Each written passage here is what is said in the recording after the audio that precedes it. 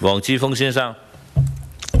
我想問下，今日係咪淨係得劉江華係作為政府官員係出席今次會議嘅？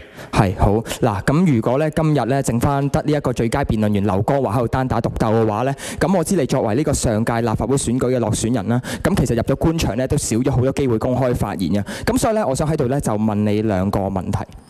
我知咧你唔可以而家即刻用個口答我，但係你可以用個頭去答我。咁咧你點頭就 say yes， 咁搖頭就 say no。咁咧等我哋有多啲交流，多啲 communication。好，第一條政治題，你認為係咪一人一票就等於有特首普選呢？你可以點頭，亦都可以搖頭。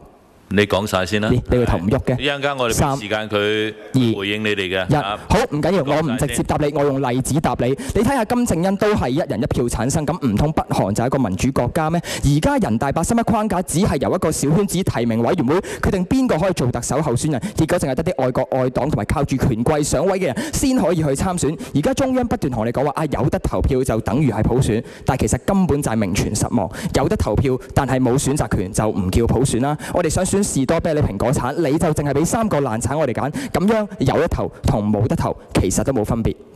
頭先劉江華議唔係劉江華議員，唔好意思，係劉江華副局長啦，而家係因為上屆輸咗，係啦。咁第二條問題都再想問你，常識題，你會唔會喺肚餓嘅時候為求頂肚去食一啲黑心食品？你唔使用個口答我，你點頭或者搖頭啊？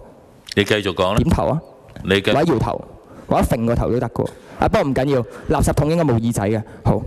嗱，你一陣我諗咧，劉局長一陣間咧一定會話先落實一人一票咧，叫我哋食住先。咁但係我想講咧，其實人大框架下嘅普選根本就係個黑心食品。食完之後咧，雖然可以短暫充飢，你食個即係有地溝油或者塑化劑嘅包落肚啊，咁都應該可以頂好下肚嘅。咁但係長時間會引嚟一個身體不適㗎嘛。即使香港人等咗20年民主真係好肚餓，但係接受一個壞方案就等於去食一啲黑心食品一樣，食住先只係會帶嚟一個好深遠嘅負面後果。為咗健康民主着想，我哋一定唔能夠一時充飢去接受一個劣質方案。